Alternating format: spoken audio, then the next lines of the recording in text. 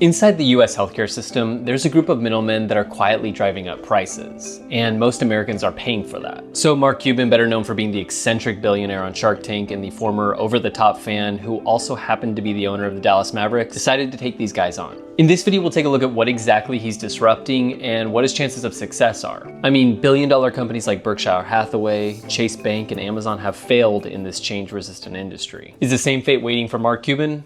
Let's dive in.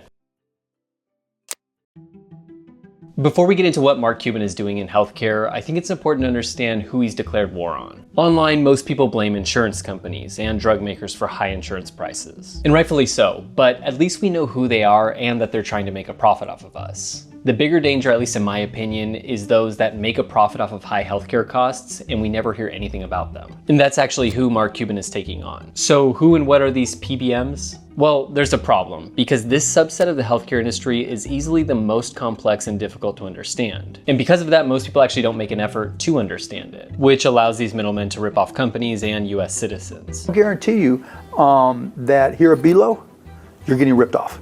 Quick disclaimer here, I will probably miss some major points here, but I'm trying to make this comprehensible to everybody, even somebody who has no idea about US healthcare. So pharmacy benefit managers, or PBMs, these for-profit middlemen, they get hired by insurance companies and big companies that basically run their own insurance to negotiate drug prices with drug makers and pharmacies. It might help to give you an example. Let's say a big drug maker wants to charge $10,000 for an arthritis drug. These pharmacy benefit managers, or PBMs, will try to negotiate that price down. So let's say they make a deal with the drug maker to get the price down to $8,000. So the PBM goes to the insurance company and tells them, hey, good news, we negotiated the price down for you. It's only gonna cost you $9,000 now. The PBM quietly pockets $1,000, but that's just the first way that they make money. They also have another power. They decide which drugs your insurance company will cover, so which ones will end up on an approved list, what's called a formulary. Drug makers really want to get their new drug on the formulary or approved list, because if they don't make it on that list, very few people will take their drug, and that drug maker will probably lose money. So to incentivize the PBM, the drug maker will say, hey PBM, we're gonna give you a rebate, or we're gonna give you money back. We'll give you $1,500 to reward you for getting our drugs on that approved insurance list. So in the end, the drug maker ends up keeping only $6,500 for the drug that they manufactured.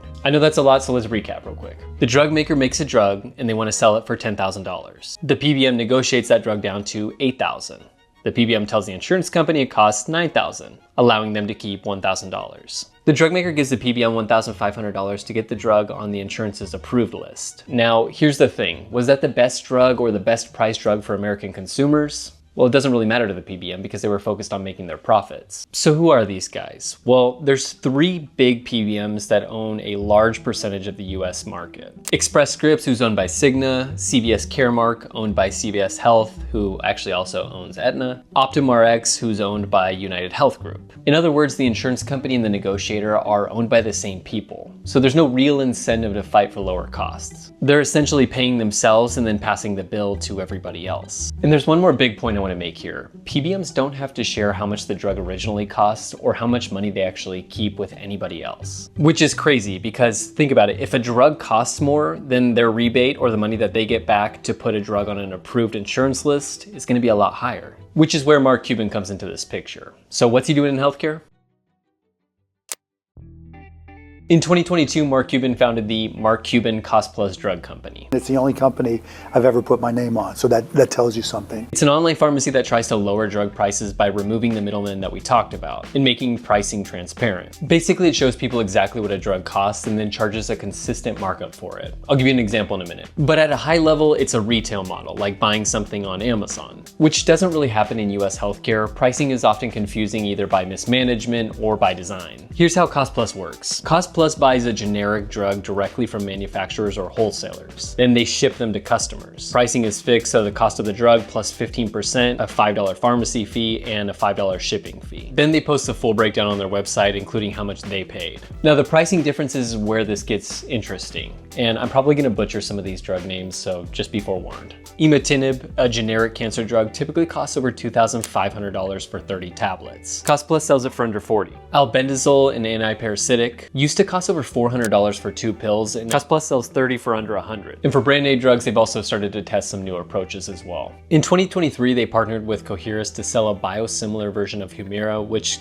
normally costs $7,000 per carton, and their version was $579. So in a biosimilar is just a biological medicine that's very similar but not exactly identical to an original FDA-approved biologic drug. So what are the problems here though? Well, one issue is they don't take insurance, it's all cash pay, which actually sounds like it would make things worse for people who already struggle to afford medication. But for some generics, their prices are still lower than the insurance copay. So that's the amount that you normally pay just to pick up your prescription. Another issue is their limited drug selection. They actually only have 2,000 medications or a little bit over that. And in part, that's actually due to those PBM middlemen that we mentioned earlier. We're gonna get into that in a second, but I just wanna mention something they did in 2024. Cost Plus opened a factory in Dallas to produce injectable drugs that are often in short supply. And all that actually moves beyond just cutting prices and into healthcare supply chain, which would be disruptive to the major players. But PBMs aren't exactly easy to disrupt. They're some of the most powerful and well-financed players in the entire healthcare industry. So how likely is it that Mark Cuban succeeds in this goal?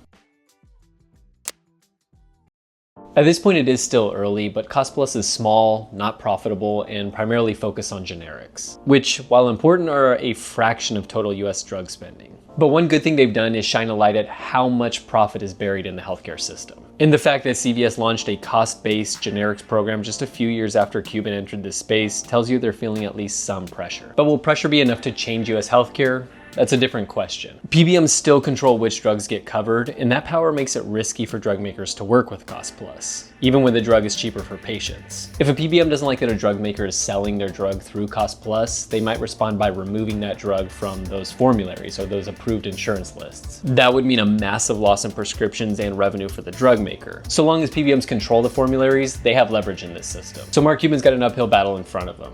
If you found this video interesting, you'd like to see more like it in the future, please consider subscribing. This is Tyler Detchover, thanks for watching.